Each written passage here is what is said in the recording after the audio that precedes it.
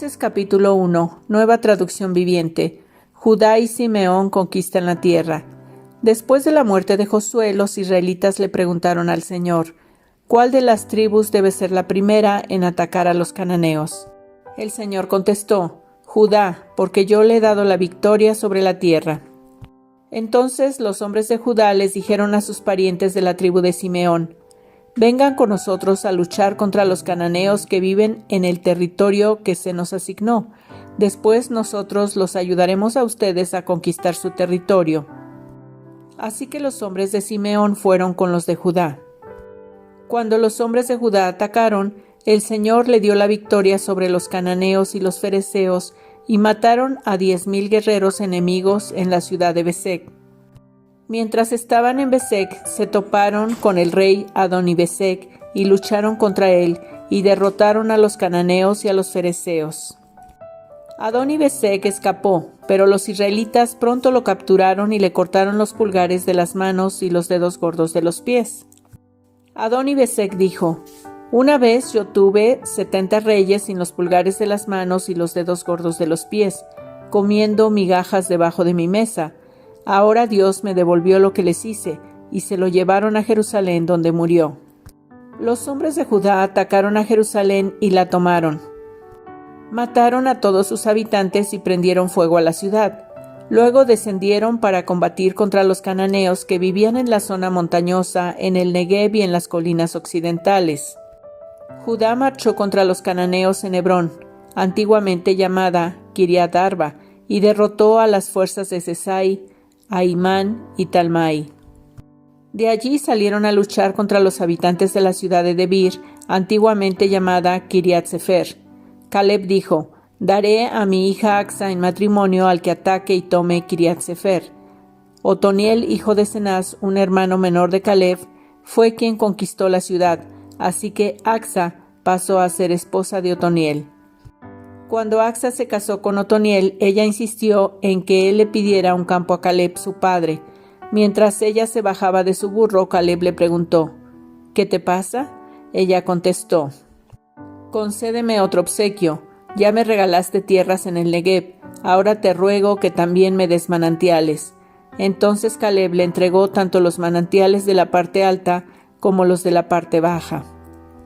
Cuando los miembros de la tribu de Judá salieron de Jericó, la ciudad de las palmeras, los eneos que eran descendientes del suegro de Moisés, los acompañaron al desierto de Judá y se establecieron entre la gente del lugar, cerca de la ciudad de Arad en el Negev.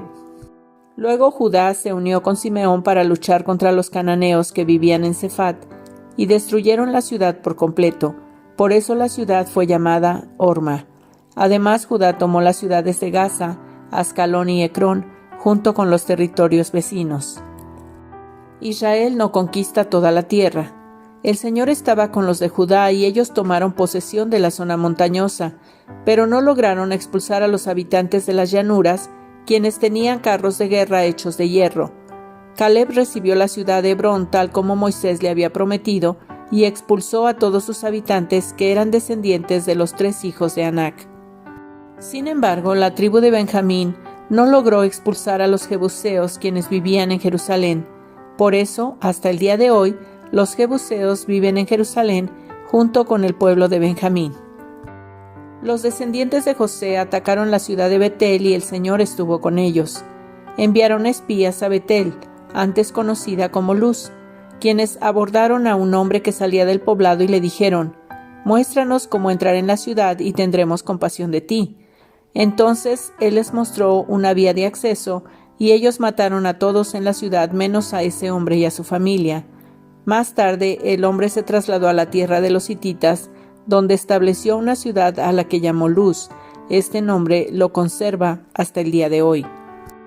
La tribu de Manasés no logró expulsar a la gente que vivía en Betzán, Taanac, Dor, Ibleam, Megido y en todos los asentamientos vecinos, porque los cananeos estaban decididos a quedarse en esa región.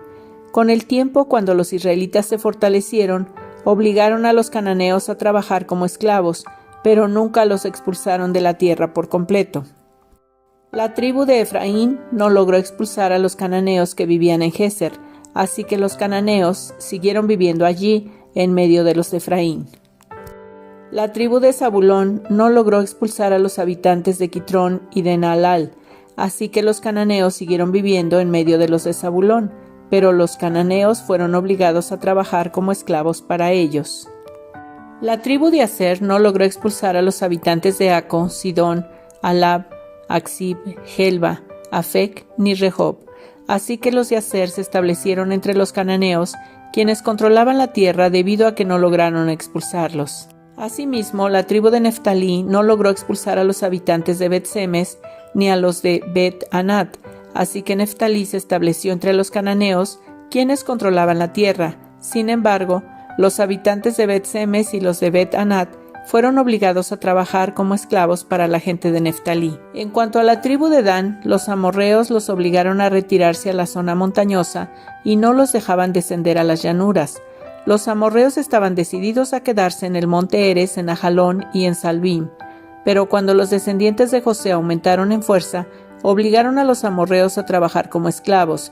La frontera de los amorreos iba desde el paso de los escorpiones hasta Sela, y desde allí se extendía hacia arriba. Jueces capítulo 2. El mensajero del Señor llega a Boquim.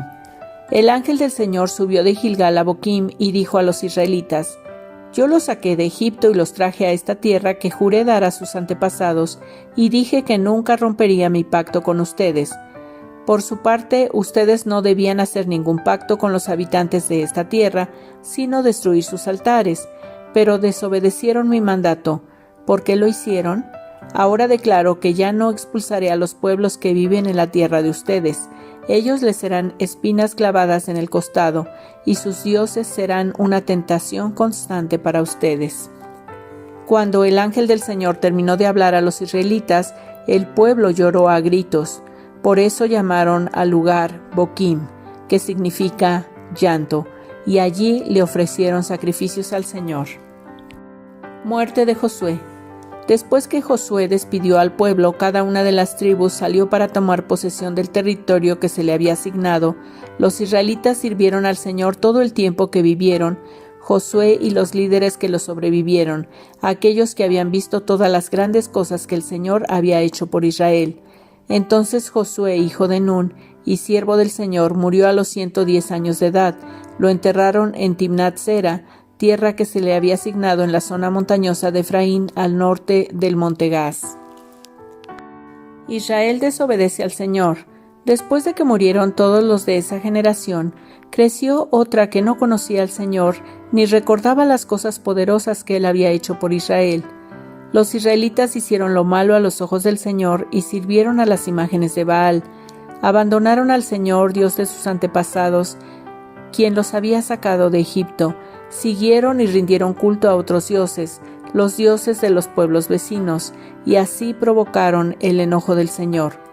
Abandonaron al Señor para servir a Baal y a las imágenes de Astoret, lo cual hizo que el Señor ardiera de enojo contra Israel y que los entregara en manos de saqueadores, quienes les robaron sus posesiones. Los vendió a los enemigos que tenían a su alrededor y ya no podían vencerlos. Cada vez que los israelitas salían a la batalla, el Señor peleaba en contra de ellos e hizo que sus enemigos los derrotaran, tal como Él les había advertido, y el pueblo estaba muy angustiado. El Señor rescata a su pueblo. Entonces el Señor levantó jueces para rescatar a los israelitas de la mano de sus agresores.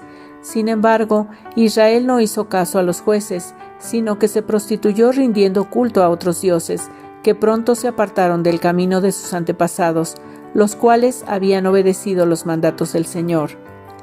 Cada vez que el Señor levantaba un juez sobre Israel, Él estaba con ese juez y rescataba al pueblo de sus enemigos durante toda la vida del juez, pues el Señor tenía compasión de su pueblo, que estaba sobrecargado de opresión y sufrimiento. Pero al morir el juez, la gente no solo volvía a sus prácticas corruptas, sino que se comportaba peor que sus antepasados. Seguía a otros dioses, los servía y les rendía culto. Además, se negaba a abandonar sus prácticas malvadas y sus tercos caminos. Por eso el Señor ardió de enojo contra Israel y dijo: «Ya que este pueblo ha violado mi pacto que hice con sus antepasados y no ha hecho caso a mis mandatos, ya no expulsaré a las naciones que Josué dejó sin conquistar cuando murió. Lo hice para poner a prueba a Israel, para ver si seguiría o no los caminos del Señor, como lo hicieron sus antepasados. Por esa razón, el Señor dejó esas naciones donde estaban, no las expulsó de inmediato, ni permitió que Josué las conquistara a todas. Jueces capítulo 3. Las naciones que quedaron en Canaán. El Señor dejó a ciertas naciones en la tierra para poner a prueba a los israelitas que no habían conocido las guerras de Canaán. Lo hizo para enseñar a pelear en la guerra a las generaciones de israelitas que tenían experiencia en el campo de batalla. Estas son las naciones: los filisteos, que vivían bajo el dominio de los 5 gobernantes filisteos, todos los cananeos, los sidonios y los heveos, que vivían en las montañas del Líbano, desde el monte Baal-Hermón hasta Lebo Amat. El Señor dejó a estos pueblos con el fin de poner a prueba a los israelitas para ver si obedecían los mandatos que Él les había dado a sus antepasados por medio de Moisés. Así que los israelitas vivieron entre los cananeos, los hititas, los amorreos, los fereceos, los heveos y los jebuseos, y se unieron en matrimonio con ellos. Los hijos de los israelitas se casaron con las hijas de esos pueblos, y las hijas de los israelitas fueron dadas en matrimonio a sus hijos, y los israelitas sirvieron a los dioses de esas naciones. Otoniel, juez de Israel. Los israelitas hicieron lo malo ante los ojos del Señor. Se olvidaron del Señor su Dios y sirvieron a las imágenes de Baal y a los postes dedicados a la diosa Sera. Entonces el Señor ardió de enojo contra Israel y lo entregó en manos de Cusán-Risataim, rey de Aram Naharaim, y los israelitas sirvieron a Cusán-Risataim durante 8 años. Pero cuando el pueblo de Israel clamó al Señor por ayuda, el Señor levantó a un libertador para salvarlos. Se llamaba Otoniel, hijo de Cenaz, un hermano menor de Caleb. El Espíritu del Señor vino sobre él y comenzó a ser juez de Israel. Entró en guerra contra Cusán-Risataim, rey de Aram, y el Señor le dio la victoria sobre él, y hubo paz en la tierra durante 40 años. Luego murió Otoniel, hijo de Cenaz. Ahot, juez de Israel. De nuevo los israelitas hicieron lo malo a los ojos del Señor, y por la maldad de ellos el Señor le dio dominio sobre Israel al rey Eglón de Moab. Eglón se alió con los amonitas y los amalecitas y salió a pelear, derrotó a Israel y tomó posesión de Jericó, la ciudad de las palmeras. Entonces los israelitas sirvieron a Eglón, rey de Moab, durante 18 años. Sin embargo, cuando el pueblo de Israel clamó al Señor por ayuda, el Señor nuevamente levantó a un libertador para salvarlos. Se llamaba Ahot, hijo de Gera, quien era un hombre zurdo de la tribu de Benjamín. Los israelitas enviaron a Ahot a entregar el dinero del tributo al rey Eglón de Moab. Así que Ahot hizo una daga de 2 filos de unos 30 centímetros de largo, la ató a su muslo derecho y la escondió debajo de la ropa. Luego le llevó el dinero del tributo a Eglón, quien era muy gordo. Después de entregar el pago, Ahot emprendió el regreso junto con los que le habían ayudado a llevar el tributo, pero cuando Ahot llegó a donde estaban los ídolos de piedra, cerca de Gilgal, se regresó. Se presentó ante Eglón y le dijo: «Tengo un mensaje secreto para usted». Entonces el rey les ordenó a sus sirvientes que se callaran y que todos salieran de la habitación. Así que Ahot se acercó a Eglón, quien estaba sentado solo en una habitación fresca de la planta alta, y le dijo: «Tengo un mensaje de Dios para usted». Cuando el rey Eglón se levantó de su asiento, Ahot sacó con la mano izquierda la daga que tenía atada al muslo derecho y se la clavó al rey en el vientre. La daga entró tan profundo que la empuñadura se hundió bajo la gordura del rey. Así que Ahot no sacó la daga, y al rey se le vaciaron los intestinos. Entonces Ahot cerró las puertas de la habitación, le puso llave y escapó por la letrina. Ahot ya se había ido cuando los sirvientes del rey regresaron y encontraron cerradas las puertas de la habitación de la planta alta. Pensaron que tal vez el rey estaba usando la letrina dentro del cuarto, así que esperaron. Pero al ver que el rey tardaba mucho en salir, se preocuparon y buscaron una llave. Cuando abrieron las puertas, encontraron a su amo muerto en el suelo. Mientras los sirvientes esperaban, Ahot escapó y pasó por los ídolos de piedra rumbo a Seirat. Cuando llegó a la zona montañosa de Efraín, llamó a tomar las armas. Después encabezó un grupo de israelitas colinas abajo. «Síganme», les dijo, «porque el Señor les ha dado la victoria sobre Moab, su enemigo». Así que los israelitas los siguieron y tomaron control de los vados del río Jordán que cruzan hacia Moab y no dejaron que nadie pasara. Atacaron a los moabitas y mataron a unos 10,000 de sus guerreros más fuertes y robustos. No escapó ni uno de ellos, así que Israel conquistó a Moab en aquel día y hubo paz en la tierra durante 80 años. Samgar, juez de Israel. Después de Adod fue Samgar, hijo de Anat, quien rescató a Israel. En una ocasión mató a 600 filisteos con una aguijada para bueyes. Salmo capítulo 16. Manténme a salvo, oh Dios, porque a ti he acudido en busca de refugio. Le dije al Señor, tú eres mi dueño, todo lo bueno que tengo proviene de ti. Los justos de la tierra son mis verdaderos héroes, ellos son mi deleite. A quienes andan detrás de otros dioses se les multiplican los problemas. No participaré en sus sacrificios de sangre, ni siquiera mencionaré los nombres de sus dioses. Señor, solo tú eres mi herencia, mi copa de bendición. Tú proteges todo lo que me pertenece. La tierra que me has dado es agradable. ¡Qué maravillosa herencia! Bendeciré al Señor, quien me guía. Aún de noche mi corazón me enseña. Sé que el Señor siempre está conmigo. No seré sacudido, porque Él está aquí a mi lado. Con razón mi corazón está contento y yo me alegro. Mi cuerpo descansa seguro, pues tú no dejarás mi alma entre los muertos, ni permitirás que tu santo se pudra en la tumba. Me mostrarás el camino de la vida, me concederás la alegría de tu presencia y el placer de vivir contigo para siempre. Lucas capítulo 6, nueva traducción viviente. Discusión acerca del día de descanso.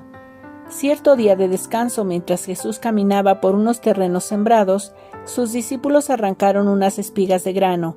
Las frotaron entre sus manos para sacarles la cáscara y se comieron los granos. Algunos fariseos dijeron, ¿por qué violan la ley al cosechar granos en el día de descanso? Jesús les respondió, ¿acaso no han leído en las Escrituras lo que hizo David cuando él y sus compañeros tuvieron hambre? Entró en la casa de Dios y violó la ley al comer los panes sagrados que solo los sacerdotes pueden comer, y también les dio una porción a sus compañeros. Entonces Jesús agregó, el Hijo del Hombre es Señor incluso del día de descanso. Jesús sana en el día de descanso. Otro día de descanso, un hombre que tenía la mano derecha deforme estaba en la sinagoga mientras Jesús enseñaba. Los maestros de la ley religiosa y los fariseos vigilaban a Jesús de cerca si sanaba la mano del hombre. Tenían pensado acusarlo por trabajar en el día de descanso. Pero Jesús sabía lo que pensaban y le dijo al hombre con la mano deforme, «Ven y ponte de pie frente a todos». Así que el hombre pasó adelante. Entonces Jesús les dijo a sus acusadores, «Tengo una pregunta para ustedes. ¿Permite la ley hacer buenas acciones en el día de descanso o es un día para hacer el mal? ¿Es un día para salvar la vida o para destruirla?» Miró uno por uno a los que lo rodeaban y luego le dijo al hombre, «Extiende la mano». Entonces el hombre la extendió y la mano quedó restaurada. Al ver esto, los enemigos de Jesús se llenaron de rabia y comenzaron a discutir para decidir qué harían con él. Jesús escoge a los 12 apóstoles. Cierto día, poco tiempo después, Jesús subió a un monte a orar y oró a Dios toda la noche. Al amanecer, llamó a todos sus discípulos y escogió a 12 de ellos para que fueran apóstoles. Sus nombres son los siguientes: Simón, a quien llamó Pedro, Andrés, hermano de Pedro, Santiago, Juan, Felipe, Bartolomé, Mateo, Tomás, Santiago, hijo de Alfeo, Simón, a quien llamaban el Celote, Judas, hijo de Santiago, Judas Iscariote, quien después lo traicionó. Multitudes siguen a Jesús. Cuando descendieron del monte, los discípulos se quedaron con Jesús en un amplio lugar llano, rodeados de muchos seguidores y de las multitudes. Había gente de toda Judea y Jerusalén y de lugares tan al norte como las costas de Tiro y Sidón. Habían llegado para oírlo y para ser sanados de sus enfermedades, y los que eran atormentados por espíritus malignos fueron sanados. Todos trataban de tocarlo, porque de él salía poder sanador, y lo sanó a todos. Las bienaventuranzas. Entonces Jesús se volvió hacia sus discípulos y les dijo: Dios los bendice a ustedes que son pobres, porque el reino de Dios les pertenece.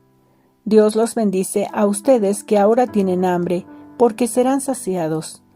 Dios los bendice a ustedes que ahora lloran, porque a su debido tiempo reirán. ¿Qué bendiciones les esperan cuando la gente los odie y los excluya, cuando se burlen de ustedes y los maldigan, como si fueran gente maligna, porque siguen al Hijo del Hombre? Cuando les suceda eso, pónganse contentos, sí, salten de alegría, porque les espera una gran recompensa en el cielo, y recuerden que los antepasados de ellos trataron a los antiguos profetas de la misma manera. Tristeza anunciada. ¿Qué aflicción les espera a ustedes, los que son ricos, porque su única felicidad es aquí y ahora? ¿Qué aflicción les espera a ustedes, los que ahora están gordos y prósperos, porque tienen un horrible tiempo de hambre por delante? ¿Qué aflicción les espera a ustedes, los que ahora se ríen, porque su risa se convertirá en luto y dolor? ¿Qué aflicción les espera a ustedes, los que son elogiados por las multitudes, porque sus antepasados también elogiaron a falsos profetas? El amor hacia los enemigos. A los que están dispuestos a escuchar les digo: amen a sus enemigos, hagan bien a quienes los odian. Bendigan a quienes los maldicen, oren por aquellos que los lastiman. Si alguien te da una bofetada en una mejilla, ofrécele también la otra mejilla. Si alguien te exige el abrigo, ofrécele también la camisa. Dale a cualquiera que te pida, y cuando te quiten las cosas, no trates de recuperarlas. Traten a los demás como les gustaría que ellos los trataran a ustedes.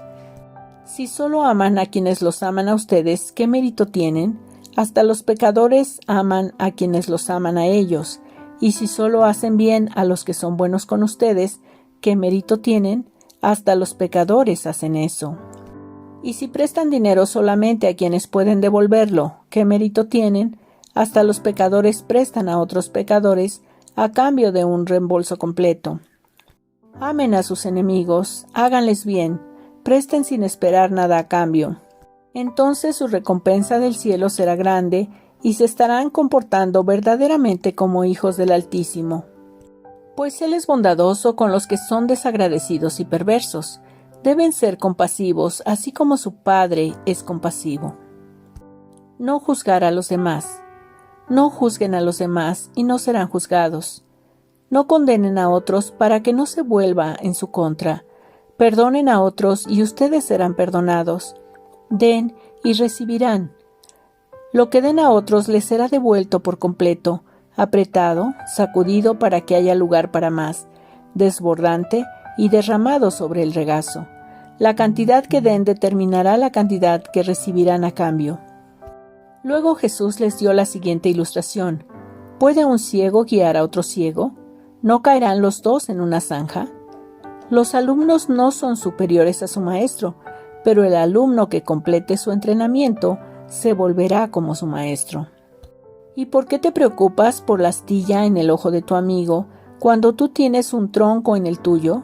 ¿Cómo puedes decir, amigo, déjame ayudarte a sacar la astilla de tu ojo, cuando tú no puedes ver más allá del tronco que está en tu propio ojo? Hipócrita, primero quita el tronco de tu ojo, después verás lo suficientemente bien para ocuparte de la astilla en el ojo de tu amigo. El árbol y su fruto. Un buen árbol no puede producir frutos malos, y un árbol malo no puede producir frutos buenos. Al árbol se le identifica por su fruto. Los higos no se recogen de los espinos, y las uvas no se cosechan de las zarzas. Una persona buena produce cosas buenas del tesoro de su buen corazón, y una persona mala produce cosas malas del tesoro de su mal corazón. Lo que uno dice brota de lo que hay en el corazón. edificar sobre un cimiento sólido.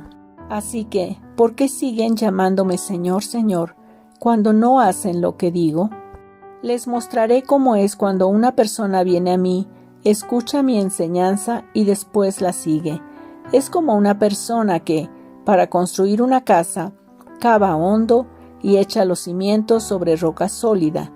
Cuando suben las aguas de la inundación y golpean contra esa casa, esta queda intacta porque está bien construida.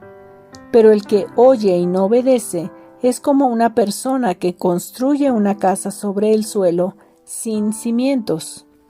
Cuando las aguas de la inundación azoten esa casa, se derrumbará en un montón de escombros.